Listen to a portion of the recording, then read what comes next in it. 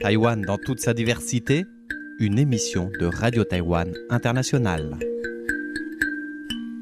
Bonjour à tous, c'est Sasa qui vous retrouve pour ce nouvel épisode de la série sur la diversité des tiers-lieux à Taipei, une série réalisée en collaboration avec le podcast The Future of Our Third Places et le sociologue Antoine Buret, auteur du livre de référence Nos tiers-lieux, défendre les lieux de sociabilité du quotidien aux éditions FIP.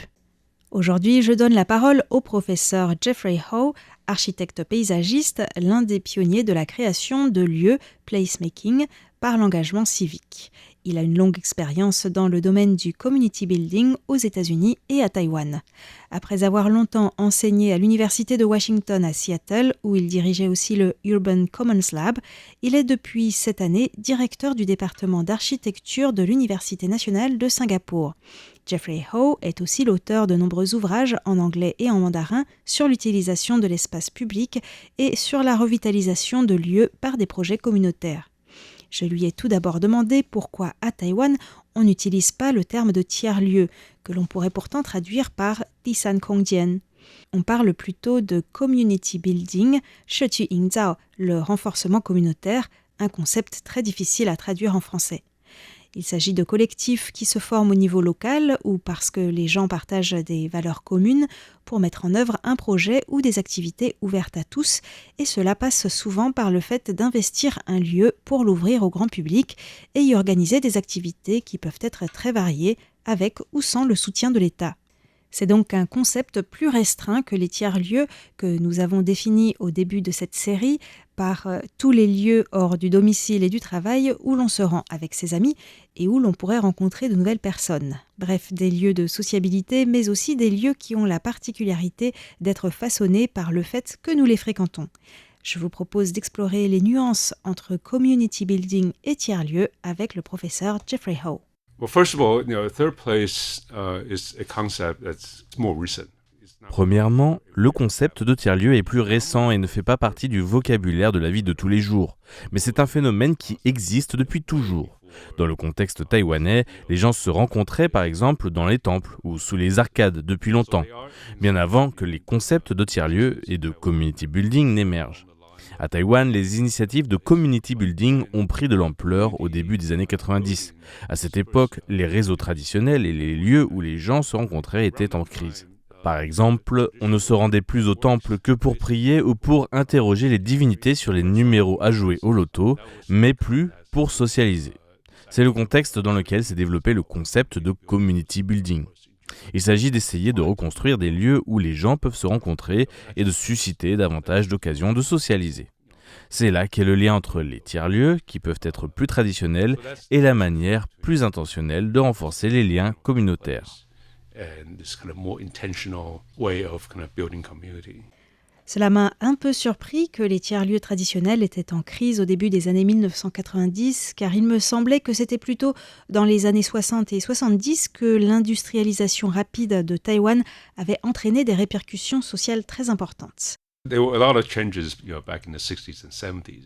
Il y a eu de très grands changements dans les années 60-70, mais à l'époque, toute l'attention de l'État était concentrée sur le développement économique. Au sortir de la Seconde Guerre mondiale, les gens aspiraient aussi en priorité à la prospérité économique. Le reste était secondaire. Mais à la fin des années 80, Taïwan a commencé à connaître de nombreux mouvements sociaux, que ce soit les mouvements paysans ou pour la démocratie. Au début des années 90, la démocratisation du régime a aussi entraîné des évolutions sociales importantes que le gouvernement a aussi dû gérer. La société civile est devenue plus revendicative, donc c'est au début des années 90 que tous ces changements, y compris la libéralisation sur le plan politique, ont permis l'essor du community building à Taïwan. Il y avait aussi un sentiment de perte, de recul des lieux où les gens se voyaient d'habitude pour discuter, comme les temples, ou même simplement sous les arbres, avec l'exode rural qui avait conduit les gens à être de plus en plus occupés à gagner leur vie dans les villes.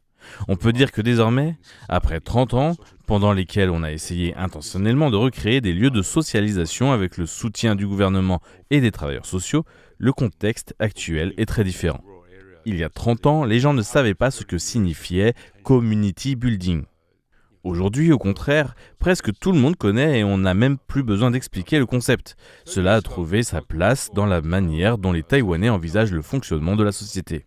Ils pensent que les gens gagnent à se réunir, qu'il devrait y avoir de l'entraide et que le gouvernement devrait soutenir ce genre d'initiative. La participation citoyenne est très répandue de nos jours à Taïwan, que ce soit par les budgets participatifs locaux ou le community building. C'est la différence entre l'époque actuelle et il y a 30 ans.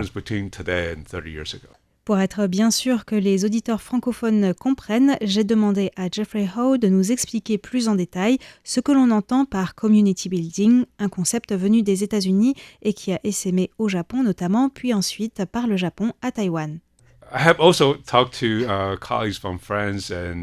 J'avais discuté avec des collègues français à Seattle, donc je sais que le mot « communauté » a une acception très différente en français et en anglais. Aux États-Unis et à Taïwan, le mot « communauté » a une connotation positive et est au cœur du tissu social. Il s'agit de personnes qui partagent des valeurs communes, une histoire similaire et surtout qui partagent un sentiment d'appartenance. Quand on pense communauté, on pense à l'entraide, notamment en situation de crise ou de catastrophe.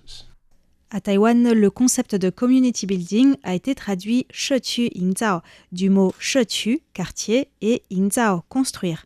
C'est donc fondé sur une notion de lieu, le quartier, alors qu'il existe pourtant un autre mot « shechun » pour désigner une communauté au sens d'un groupe de personnes sans faire référence à un ancrage local. Pourquoi avoir choisi d'inclure le mot « quartier » dans la traduction en mandarin à Taïwan ?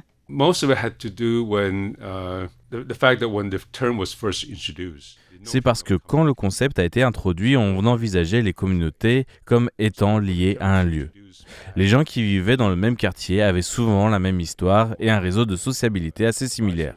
C'était le cas quand le terme a été introduit à Taïwan dans les années 1950 dans le cadre de programmes des Nations Unies pour le développement rural. Mais aujourd'hui, cela s'applique à des situations très différentes. Il existe des communautés non pas liées à un lieu, mais qui sont liées par l'intérêt que les gens portent à telle ou telle question sociale. Grâce à l'Internet, on peut communiquer beaucoup plus facilement. Il n'est plus forcément nécessaire de vivre au même endroit pour former une communauté. J'ai aussi voulu savoir si les pratiques de community building à Taïwan avaient été inspirées par ce qui se faisait aux États-Unis. Oui, tout à fait. Mais pas que par les États-Unis, aussi par le Japon.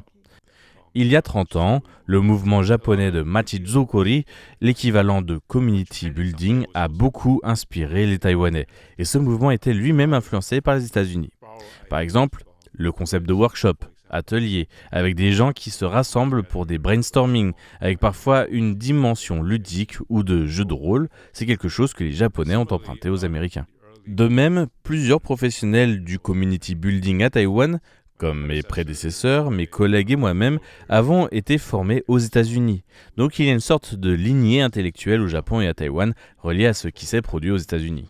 Dans les livres de Jeffrey Ho, il présente de nombreux exemples à Taïwan et notamment Ima, à Taipei, un parking souterrain dans le quartier populaire de Wanhua que les riverains et des personnes engagées dans le community building ont transformé il y a quelques années en un espace accueillant toutes sortes d'activités et permettant à des gens de tous horizons de tisser de nouveaux liens. Depuis une dizaine d'années, j'ai publié des livres à Taïwan sur le placemaking qui part de la base des communautés. J'ai documenté de nombreuses initiatives et lieux ouverts créés par les gens et non par les gouvernements. Bien sûr, parmi ces études de cas, il y a Ima à Taipei, mais Ima n'est pas sorti de nulle part. Il y a eu des précédents, des prédécesseurs. Dans mes livres, j'ai étudié les motivations des personnes et à quels besoins leurs initiatives répondaient. J'ai voulu montrer que le placemaking, la fabrication de lieux, pouvait venir de la base, que les gens peuvent, en agissant, en s'entraidant, s'approprier des espaces existants et les transformer avec relativement peu de ressources. Je voulais montrer aussi que tout un chacun peut avoir un impact sur la manière dont sont aménagés les espaces d'activité dans les villes. Ima est un lieu unique, c'est le fruit de nombreuses expérimentations. Par exemple, la petite maison blanche dans le quartier de Shida. Il y a des lieux un peu similaires dans d'autres villes à Taïwan, qui prennent d'autres formes, des gens qui redonnent une nouvelle vie à des espaces en y organisant de nouvelles activités en collaboration avec d'autres personnes. Ce qui est intéressant, c'est que chaque cas est singulier. Ce n'est pas un programme gouvernemental qui se déroule de la même manière avec des indicateurs de performance. Ça part d'en bas, les gens agissent en fonction des spécificités de chaque lieu et des différents acteurs qui se l'approprient. Chaque endroit est à la fois unique et a un point commun, celui de partir de la communauté, des acteurs de la société civile.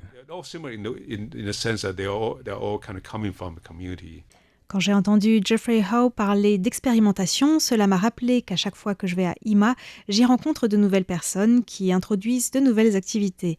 Par exemple, la dernière fois, j'ai rencontré une jeune femme qui gérait autrefois un atelier d'insertion en menuiserie pour les sans-abri du quartier.